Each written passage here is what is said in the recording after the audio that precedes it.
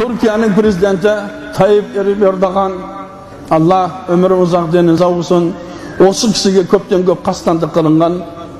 Sonda жаңағы саясаткерлердің біреу айтады дейді, сендер оған қастандық қылмай-ақ қойыңдар.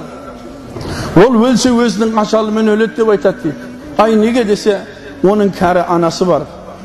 Ол 83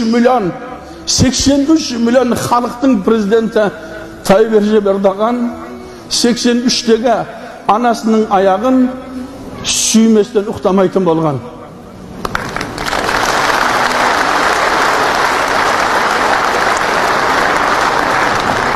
Biz prezident emesmiz. Бірақ süy almaymiz. Kastim şalvar kiyip moynumuzga galus taqqandan başqaga jaramaymiz.